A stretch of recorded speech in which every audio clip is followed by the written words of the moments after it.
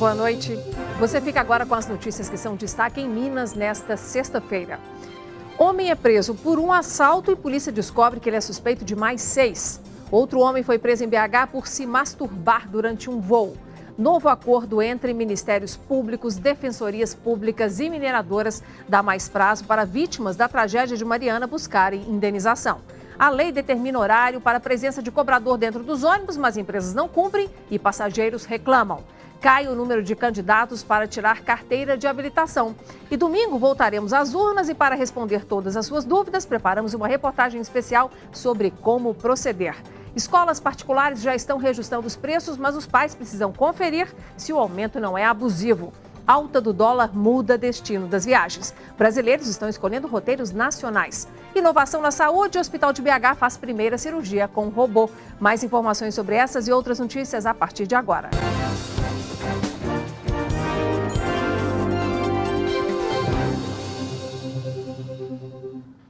Uma lei publicada no último mês regulamentou que os veículos das linhas do MOVE não precisam ter cobrador. Os outros ônibus podem circular sem cobrador somente de 8 horas da noite às 6 da manhã e também nos domingos e feriados. Só que as empresas não estão cumprindo a lei. Milhares de multas já foram aplicadas neste ano. Os passageiros reclamam com razão do atraso da viagem, que segue sem o cobrador muitas vezes nos horários mais movimentados.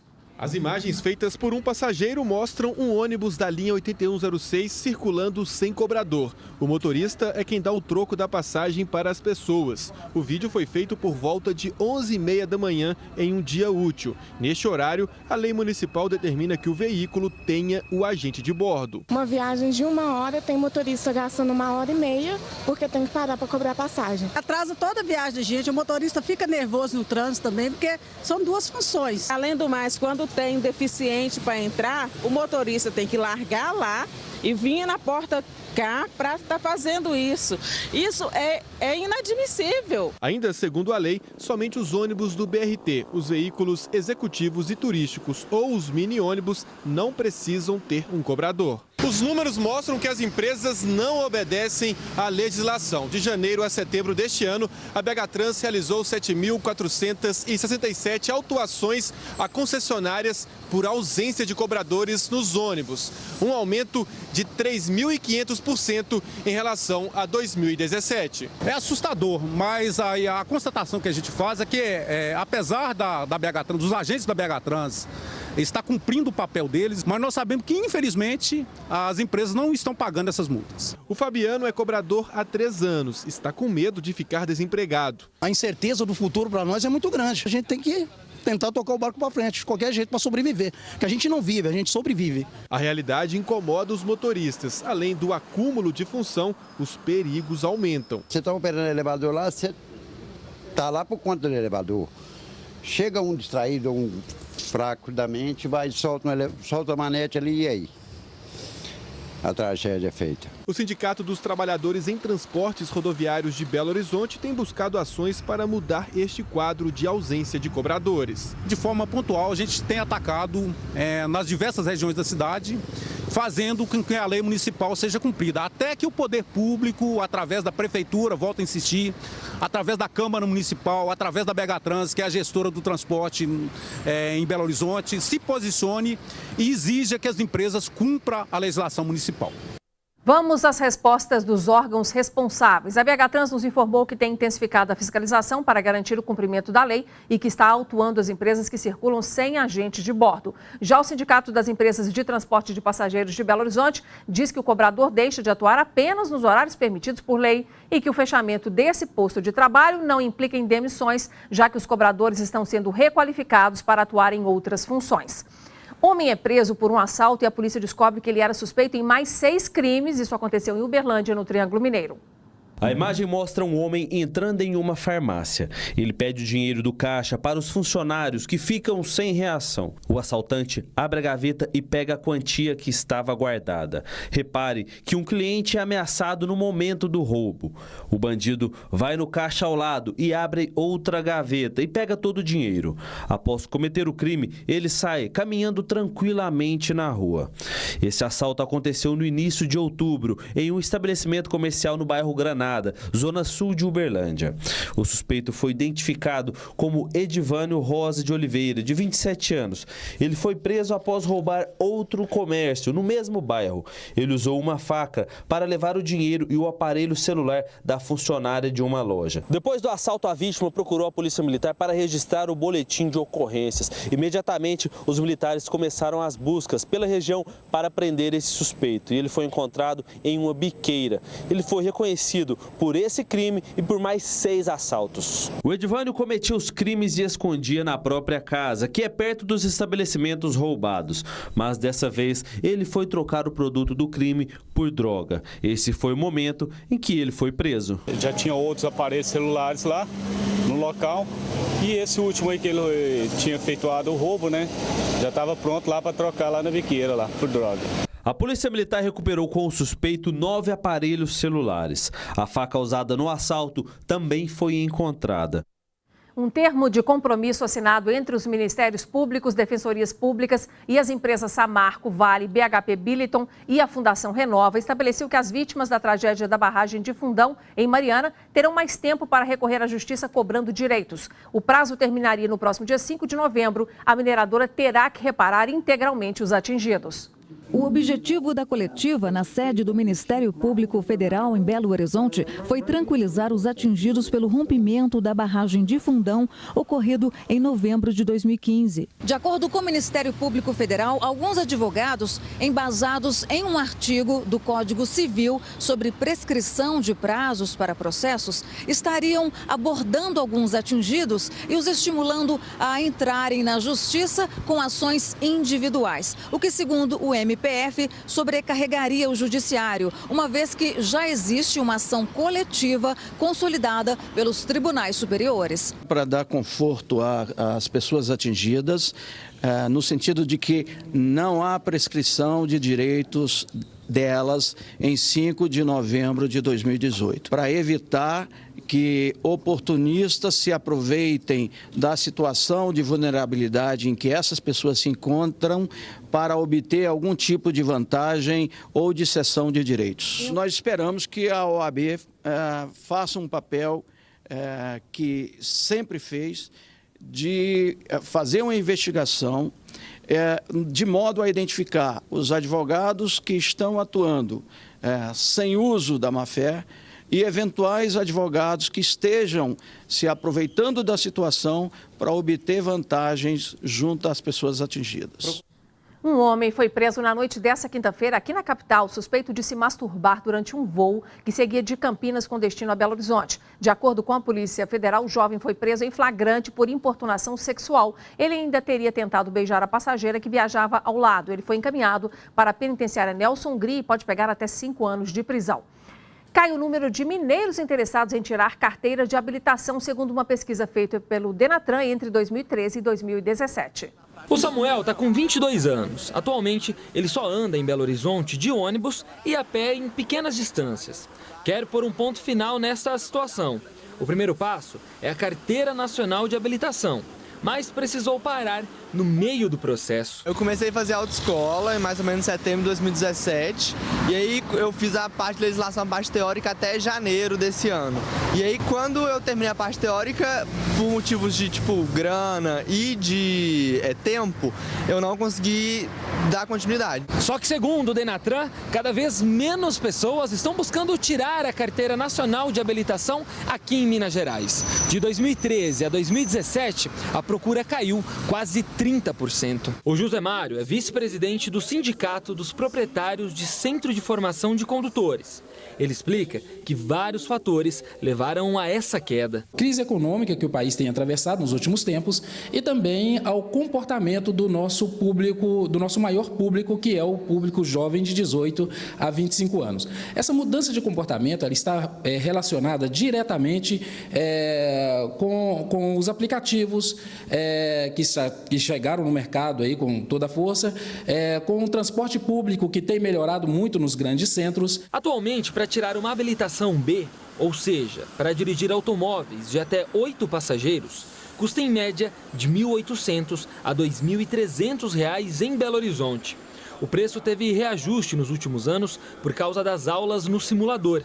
E a partir do próximo mês, uma novidade deve deixar o procedimento ainda mais caro. Está prevista a instalação de câmeras nos veículos. Serão basicamente em torno de 4 câmeras dentro do carro, para poder coibir qualquer tipo de fraude, para poder eliminar qualquer tipo de questionamento.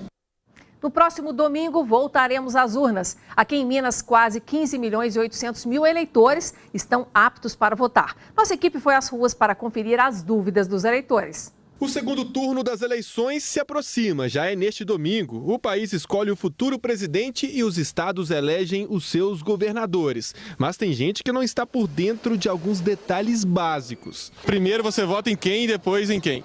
Primeiro eu vou votar no senador. No segundo turno? É, segundo turno. Qual é a ordem dos candidatos para domingo? Nossa, eu não vou saber dizer. Qual que aparece primeiro? Eu acho que é presidente, né? Sabe quantos dígitos para cada um? Presidente são 2, né? E governador? Nossa, me pegou, não sei. Se você não votar, sabe como justificar? Eu acho que eu vou... Realmente eu não sei, não. Sabe o que é proibido na hora de votar, o que não pode fazer na hora de votar no dia da eleição? Olha, mais ou menos eu acho que eu estou vendo falar aí que é a entrada com o celular, né? Para poder registrar o voto, né? Eu acho que é isso. Mas se tiver mais alguma coisa, me explica, eu estou aí querendo saber. O processo eleitoral do segundo turno é mais simples. A gente vai fazer uma simulação com números fictícios. Primeiro, o eleitor vai votar para governador. São 2 dígitos, ele aperta os números e a tecla confirma na sequência. Depois, a votação para presidente, também com 2 dígitos, aperta a tecla confirma, espera aparecer o fim da votação. Mas é bom o eleitor ficar atento a outras situações no dia da eleição. Por exemplo, o que é permitido e o que é proibido no dia da eleição, na hora da votação. Os eleitores podem usar a camiseta dos candidatos, desde que não se reúna com outras pessoas que estejam vestindo a mesma camiseta, né? Conglomeração de pessoas como camiseta de candidato é proibido. E a manifestação também deve ser silenciosa. Ele usa a camiseta, vai votar, mas não pode sair panfletando, não pode sair fazendo nenhum tipo de barulho que chame atenção para aquilo. E o celular também, ele pode ser levado, até porque tem aquele eleitor que já baixou o e-título, né? Mas deve ser deixado sob os cuidados da mesária e entrar na cabine de votação sem o aparelho. Outra pergunta frequente é: qual a influência de votos brancos e nulos nas eleições? Existe a tecla física também, né, do voto em branco. O eleitor pode digitar, se essa for a preferência dele, e para anular ele deve digitar um número que não existe naquela disputa, né? E nos 2 casos apertando a tecla confirma. Agora, é um boato de que os votos brancos ou nulos favorecem X ou Y. Isso não existe, existia numa legislação antiga, lá no início dos anos 90. Hoje em dia, nós computamos apenas os votos válidos. Há muitas dúvidas em relação à segurança das urnas. Várias reclamações aconteceram no primeiro turno. O que a gente pede ao eleitor é que ele digite com calma, espere, né, ver a foto do candidato, em seguida acione a tecla confirma e tecnicamente é impossível que a urna passe a gravar o voto antes do acionamento dessa tecla, que é física. É bom lembrar ao eleitor também que nós não temos telas touch, porque vários relatos de eleitores que tentavam digitar sobre a foto e ela realmente não vai funcionar porque as telas são físicas, não são touch. O eleitor que não conseguir votar neste domingo, como ele pode justificar? As justificativas poderão ser feitas nas sessões, né, de votação, e temos também um ônibus para essa finalidade situado na rodoviária e outro no aeroporto de Confins. Em Minas Gerais, quase 15.800 eleitores estarão aptos para votar. E é sempre bom lembrar, a votação acontece entre 8 horas da manhã e 5 horas da tarde. As famílias já estão recebendo notificações sobre o reajuste das mensalidades escolares. E uma dica importante é: o reajuste terá que ser proporcional ao aumento dos custos da escola, que devem ser apresentados aos pais e alunos. Aqui na casa da Cristina, as contas vão parar todas numa planilha. Uma das principais é a escola dos filhos. São 3 que estudam na rede particular. Um gasto médio de R$ 3.600 por mês. Em primeiro lugar vem a educação, o gasto com eles, e se a gente precisa economizar, nós vamos deixar de fazer alguma reforma em casa, vamos deixar de fazer uma viagem mais cara, mais longa, para poder priorizar a educação das crianças. O reajuste nas mensalidades é natural, porém o consumidor precisa ficar atento, já que não existem leis que limitam este reajuste.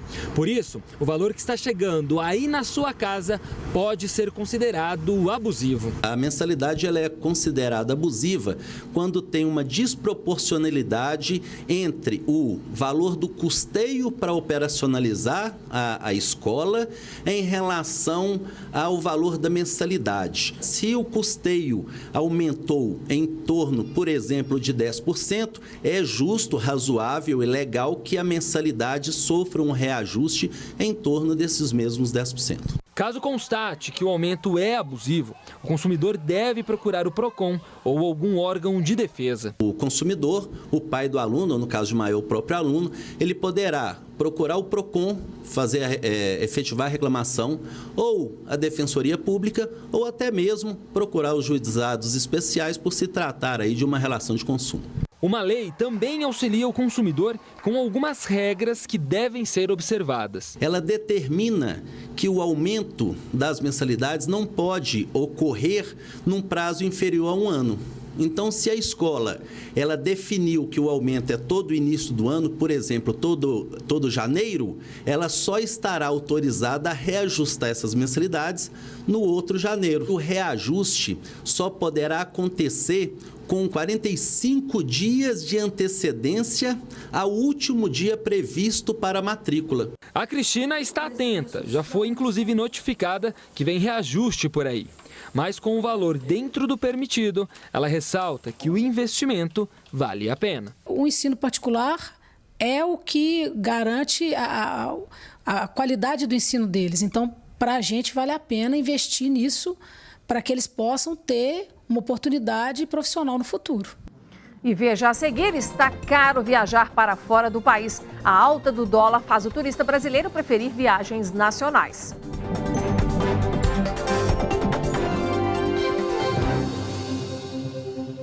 O Ministério Público de Minas cumpriu 10 mandados de busca e apreensão nas cidades de Paracatu e aqui em BH. As investigações apuram fraude à licitação para serviços de comunicação e publicidade da Câmara e também é apurada a utilização de um instituto para promover obras e desviar dinheiro de bens públicos. O presidente da casa foi preso por porte ilegal de munição. Entre os itens apreendidos estão 3 veículos, mais de R$10 mil em dinheiro e equipamentos de informática. Nosso assunto agora é futebol. O Cruzeiro vai jogar amanhã contra o pior time do Campeonato Brasileiro neste momento, o Paraná. O jogo será em Belo Horizonte, às 10 da noite. O nosso repórter André Salles já está conosco para falar da rodada do final de semana. Boa noite, André. Boa noite, Nácia. Boa noite para todo mundo. Vamos começar com o Cruzeiro. E aí você falou que é o time de pior campanha neste momento. Acho que vai continuar sendo até o fim do campeonato, né? Tem praticamente a metade dos pontos do vice-lanterna. Já bateu o recorde de tempo sem vencer no Brasileirão. São 16 jogos, é muita coisa.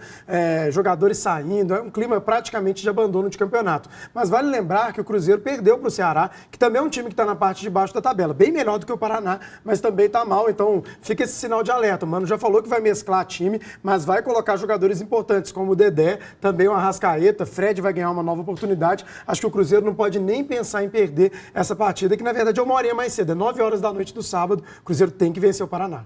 Tá certo. Então, gente, e hoje o técnico da seleção, Tite, convocou mais 23 jogadores para os 2 últimos amistosos do Brasil neste ano. Na lista tem 2 jogadores do Cruzeiro, entre eles não está o Fábio. André, o Tite até que explicou por que não convocou o Fábio, né? Pois é, Nácia, isso é sempre um assunto que aparece, né? Ainda mais com o Fábio fazendo uma boa campanha na Copa do Brasil, defendendo 3 pênaltis seguidos e tudo, aí o Tite tirou da parte dele, falou, olha, a responsabilidade é dos outros técnicos, né? Eles que deveriam ter convocado antes. Agora eu tenho goleiros com bom nível, com 25, 26 anos, por que não trabalhar com eles? Então tirou o corpo dele fora. Tirou.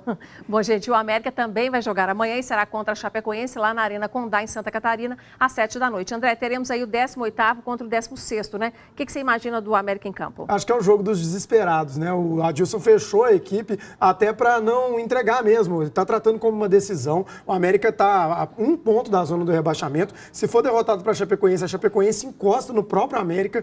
Praticamente uma derrota colocaria o América no Z4. Então é um jogo de vida ou morte fundamental para o Coelho. Segunda você traz os resultados. Obrigada, viu? Bom, gente, e o Atlético, ele vai jogar só na segunda-feira, né? O time alvinegro vai enfrentar o Ceará às 8 da noite lá no estádio Vovozão. Bom, e os brasileiros estão preferindo fazer viagens nacionais a encarar o custo alto do dólar. Os gastos dos turistas no exterior tiveram em setembro a maior queda em mais de 2 anos. Das 4 viagens que Dona Maria de Lourdes fez este ano, 3 foram nacionais. Fui para o Sauípe, fui para Maceió, eu fui no Foz do Iguaçu, Argentina. O próximo destino está decidido. Ela vai passar o feriado com o marido em Aracaju. Eu descobri que para Aracaju tem um desconto, uma promoção de o segundo passageiro, 50%. E viajar pelo país tem sido a preferência de 6 em cada 10 brasileiros. A oscilação do dólar e o orçamento mais apertado das famílias influenciam na escolha dos destinos nacionais. Por causa disso, os gastos dos brasileiros no exterior tiveram uma nova queda em setembro em relação ao ano passado. As despesas com viagens internacionais foram as menores desde maio de 2016. Essa agência reforçou as promoções, principalmente nos pacotes nacionais. Com 50% de desconto no segundo passageiro, ou o segundo passageiro grátis, mostrar para o brasileiro que ele tem o poder de viajar e ele pode viajar nesses períodos aqui dentro do Brasil. E na hora de organizar a viagem de férias, muitos consumidores estão trocando as agências de viagem pelas páginas especializadas da internet. Dá para conseguir bons preços sem sair de casa. As viagens da Letícia em janeiro, julho e outubro foram todas compradas online. As reservas são feitas sempre com antecedência de pelo menos 6 meses.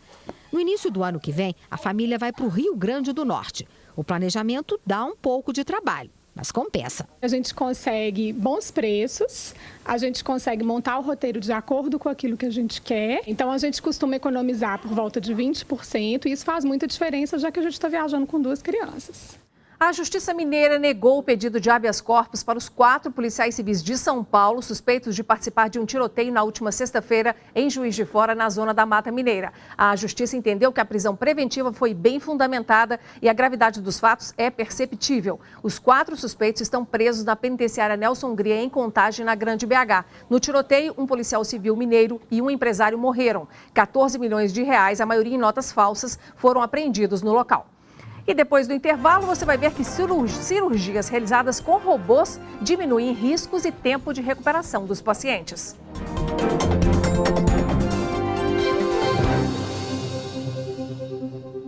Amanhã tem alta velocidade no programa DNA com Paulo Navarro. O apresentador vai receber um jovem aqui da capital, que é uma das principais apostas do Brasil nas competições de automobilismo, o piloto da Fórmula 2, Sérgio Sete Câmara. O mineiro vai contar sobre as rotinas de treinos e prêmios, mas também sobre a vida fora do país, a convivência com a família e os projetos. O DNA começa às 6:50 da noite, não perca. Foi realizado em Belo Horizonte o primeiro transplante de um órgão utilizando um robô, isso aqui em Minas. O equipamento funciona a partir do comando da equipe médica. A inovação é mais precisa que as mãos do médico e, com isso, reduz riscos e também o tempo de recuperação do paciente. Uma cirurgia diferente. O médico não está em contato direto com o paciente. Ele fica nesta espécie de cabine onde coordena o robô. Os braços mecânicos fazem o trabalho que seria manual, com bastante precisão. Ela tem uma visão magnificada em 3 dimensões e os braços robóticos permitem uma amplitude de movimentos muito maior. Com isso, uma dissecção mais precisa. Sendo assim, o trauma cirúrgico, a agressão cirúrgica é menor. A recuperação é mais rápida. O primeiro transplante de órgão feito por um robô em Minas Gerais e o segundo no Brasil aconteceu este mês entre filho e pai. O seu Ademar sofria há anos com uma doença crônica e precisava de um novo rim. Tive uma glomerulopatia membranosa, fiz um tratamento de 2005 praticamente até 2017, onde eu entrei para a diálise. É um tratamento bastante doloroso. Neste caso, a cirurgia robótica foi realizada no doador. O Daniel teve alta 1 semana antes do pai, mas o seu Ademar já está em casa. Em uma hora dessas, o aposentado estaria em mais uma sessão de hemodiálise. Porém, agora ele curte o filho do conforto do lar. Para mim foi uma decisão muito simples, assim, eu não pensei 2 vezes, eu queria ajudar meu pai, mas eu fiquei surpreso com o tanto que foi simples, entendeu? Que assim, não foi tranquila a cirurgia. Quem tem interesse de doar deveria procurar doar mesmo, para familiar ou para não familiar. Dá para levar uma vida normal depois, tranquilamente, entendeu? Dá para continuar comendo as mesmas coisas, assim, claro, tomando cuidado, né? É assim, um sacrifício que você faz que é pequeno comparado ao bem que você vai fazer para outra pessoa, entendeu? E agora é vida nova para o seu Ademar. A gente não dá valor no dia a dia, por exemplo, é ir ao banheiro, né? A gente vai ao banheiro naturalmente e acha que aquilo é normal. O dia que você para de ir, que você toma um choque. Toda vez que eu vou falar nisso, eu me emociono, entendeu? Fica difícil a gente comentar isso, entendeu? Pela atitude dele, né? Atitude de gratidão ao pai, né? De solidariedade. E é um gesto, como se diz, que hoje está cada vez mais raro, né? Mesmo entre famílias. E uma correção, o Atlético vai jogar contra o Ceará na segunda-feira às 20h no estádio do Castelão. Ficamos por aqui, obrigada pela sua atenção e até segunda.